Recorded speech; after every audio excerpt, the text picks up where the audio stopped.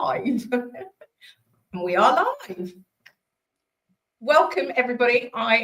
This is the fifth and final Women's Voices glimpse in the series, and I am absolutely delighted to be joined by Saskia Garner from the Susie Lamplugh Trust. Welcome. Thank you so much for having me today. So, I know a little bit about Susie Lamplugh Trust and the amazing work that you do. I mean, I'm going to throw it to you, kind of to share with the audience, kind of, because I think there's probably a large number of people who don't know about the amazing work that you guys do. Thank you. So we're in our 40th year now. The trust was set up following the disappearance of Susie Lamplugh, who was a young estate agent. You know, she went to work like any of us do, normal working day, went to show her client around a house. It was written in the diary, obviously no mobile phones or anything in those days. And tragically, that was the last that anyone ever saw of Susie. And her parents incredibly set the trust up within a few months of her disappearing, really to raise awareness about issues of safety, what practices can be improved in the workplace to make sure we know that our colleagues are safe, but also raising awareness about harmful behaviours in society, such as harassment. They did have reason to believe Susie may have been stalked in the lead up to her disappearance. So all the work we do today around training, awareness raising, lobbying, campaigning for law and policy change is really all to try and work towards a safer society where people feel and are ultimately safer at the end of the day. And I think that's the thing. I mean, because, you know, as I said, I am old enough to sadly remember the case of Susie's disappearance. And so it's something that I guess I've been aware of. I think so many aren't. And I guess, but if I just think of, you know, that 40-year journey, the world today in terms of, you know, feeling safe is very different to, you know, what it was 40 years ago. You know, in the world as you see it today, what's shifted most in your mind, or is it the same? I mean, it's got more noisy. Well, I think thankfully there is a growing recognition of how the normalisation of, you know, misogyny and violence against women and girls has really enabled a whole range of harmful behaviours. And I think there is a growing awareness and action to prevent and reduce those behaviours and to open up more and more spaces for particularly women and girls who are often disproportionately affected, to open up the spaces where they can, you know, safely live their lives and not be restricted and harmed and feel unsafe. We have seen great wins. I mean, we campaigned around bringing in the stalking legislation and the harassment legislation. So there is increasing recognition of and embedding in the law, you know, clamping down on those harmful behaviours. But at the same time, we've got obviously online behaviours increasing, harmful behaviours, the misuse of social media and all those platforms that we're on, you know, all day, every day while we're at work and socialising. All these avenues can be misused, sadly, by perpetrators to carry out those harmful behaviours. And what we try and do at the Trust is raise awareness about how those behaviours are carried out, and where people ask us to give some advice and training around what they might be able to do to either keep themselves or others safer, particularly in a work environment. We work a lot with employers to improve their policies and practices around keeping their staff safe, and carrying out that training so that people have some tools that they can use to help keep colleagues and others safe when they're at work. And I think that's so important because, you know, it's great having policies and it's great that, you know, we can change legislation. But at the end of the day, it comes down to how do we feel as individuals in the places that we visit? How do we feel safe? And I think, you know, through a lot of the work I've done, you know, what I recognise is people's sense and feeling around safety can be very, very different. And, you know, what I might feel safe, or a place I might feel safe in, someone else could feel very, very unsafe in that same place. You know, so how do you, you know, kind of get to that point where, you know, you're translating that policy into something that is really felt by individuals sort of on the ground, as it were? I mean, you talk about the workplace work that you do.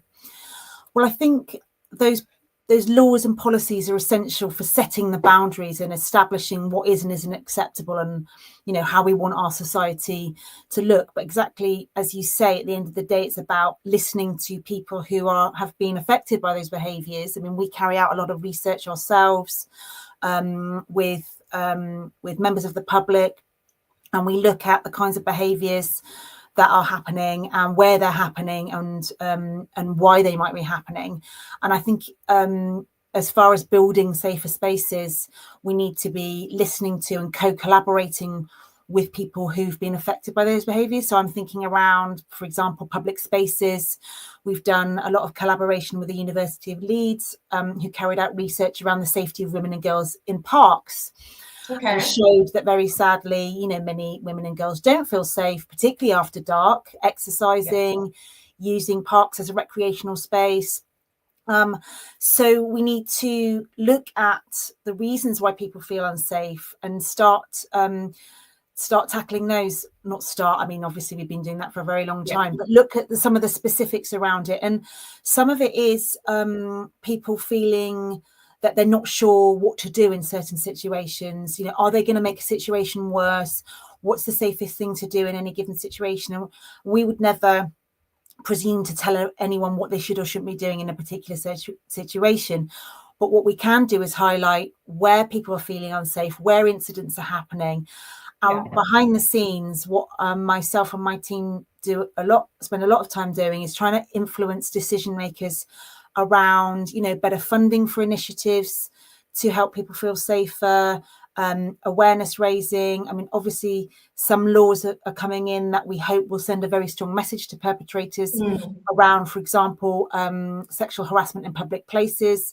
You know, that is being criminalized, and many of those behaviors that make people feel uncomfortable and have been normalized to date, you know, will be chargeable as an offence. But it's about giving people those tools to step in if they see others feeling unsafe, and also knowing that someone might come to your help if you are in a situation where you might be feeling unsafe, and building that sense of community and you know, building a reaction to and a prevention of those spaces where those behaviours are currently happening. And, you know, and I think it's so important. I mean, you know, for me, you know, the fact that it has to be done as a co-creation collaboration, I think is, you know, critical, because we can't know everything. I mean, that's, to be honest, that's what, you know, the Women's Voices event is really about, is that there is no way you could ever know, you know, effectively 80 voices in a room. From my perspective, it's like they're all going to have a different perspective, which is shaped by the experiences that they have had in their lives, and that shapes the narrative. And I think it's recognizing those differences, but that in order to make it better, we have to all come together to co-create, to collaborate, to listen to people's, you know, experiences. I'm just going to pop this up because somebody's just commented. Claudie said, "Love to have. I was brutally assaulted and strangled by 5 youths and now left with a brain injury, sadly. Sadly, the police dropped my case due to no surveillance." You know, and I mean, I what a horrific situation to be in. You know, there are no words with that. And, you know, and it's, this is, and I'm sure this steps into a lot of the work that you see, is that people are being let down because they haven't got a concrete path by which they can actually raise their case. You know, you talked about changing policy and the new policies that are, or legislations that's coming in. You know, that I'm assuming is as a response to the awareness that you've gained from people. Absolutely, yeah. We really we obviously run the National Stalking Helpline. So Yes. as far as personal testimonies around people's experiences of stalking, we have, you know, a huge number of people who tell us their experiences every day. But we are also looking to create a portal on our website where people who've experienced harassment, specifically sexual harassment and other kinds of behaviours, can share their experiences with us if they feel able to, in an anonymised way, so that we can really better evidence and tell people's personal stories, because I think that's what really brings home the reality of some of these behaviours, is how it impacts people on a daily basis. And you know, that disclosure there just is the perfect example of how you know, these incidents stay with people for their lifetimes. And I think from the point of view of the trust, it's obviously lobbying for laws and policies on the one hand, but also really building that sense of community, you know, and giving people confidence that they can make a difference themselves. So 3 years ago, we actually partnered with a charity called Right to Be and L'Oreal Paris to deliver the Stand Up to Street Harassment bystander intervention training, which is completely free. It's on our website. Anybody can sign up to any of the sessions there. But it really gives people some tools and some skills to be better aware of what's happening around them, but potentially, if they feel safe to do so, using one of the 5D methods to help someone move away from that situation. It could be distracting them in some way. It could even be delegating to a member of, you know, public transport staff or park staff to step in and help. It just provides people with a bit of a plan and confidence that, you know, we've all got a role to play, you know, in helping people when we can, and we can all do a little bit. And I'm not talking about anyone putting themselves in any kind of danger. And obviously the police are always there to report incidents too, and that's very important too. But there are little ways that we can build up that sense of community and start reducing the space for those harmful behaviours to be carried out. And I think that is such a crucial point, Saskia, this idea that, you know, it's actually everybody's responsibility. It's not just, you know, their responsibility or theirs, it's everyone's responsibility. And there are little things that we can do, you know, to, and I suppose something I was having a conversation with the other day with someone was, it's almost like preparing us better should something happen, because invariably, sadly, if it did happen, we're then in survival mode, we're then, you know, on this heightened, you know, fear. And it's like, actually, if we've got something somewhere that we can draw from, almost like the subconscious, that we can be ready to use in that moment, you know, should it ever happen, then actually we're sort of, as I say, we're better prepared. And I think that is so important. We really can't wait till it happens as a problem. We need to be better prepared. And I think that is where it is everybody's responsibility to deliver that. So for the women's voices, you know, because I'm, you know, very delighted that you're joining us on Saturday, not you personally, but sadly, but one of your colleagues. But you know, what would be your hope for those who are coming on Saturday, you know, to walk away remembering about safety and themselves? Well, I think, you know, to remember that there is a growing community of people who not only recognise that everyone has a right to be and feel safe, and are taking active steps to ensure that, both through lobbying and awareness raising, you know, at the highest levels, but also working on a community level to build up that sense of collaboration and support. As I say, we work with a huge range of employers across a whole wide range of sectors who are actively looking at ways they can keep their employees safer at work. We've championed the research by University of Leeds around making safe public spaces for women and girls, parks. We do a lot of work around public transport. So feel assured that if you're concerned about these issues, you're not on your own.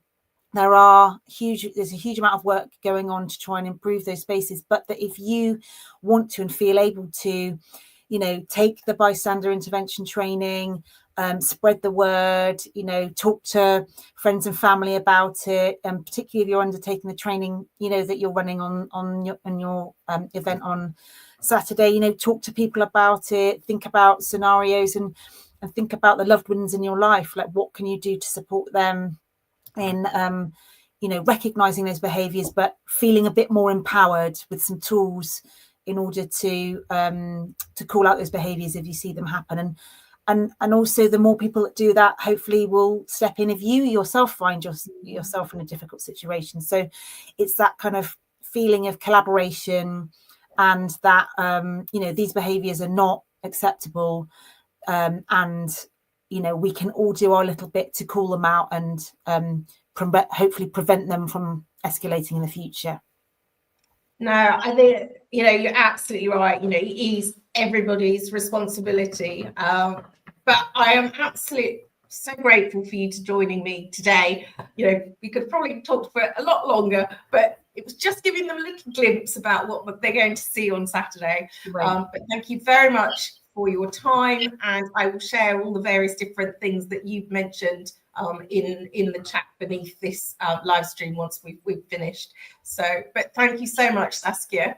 Thank you so much, and all the best with your event. Thank you.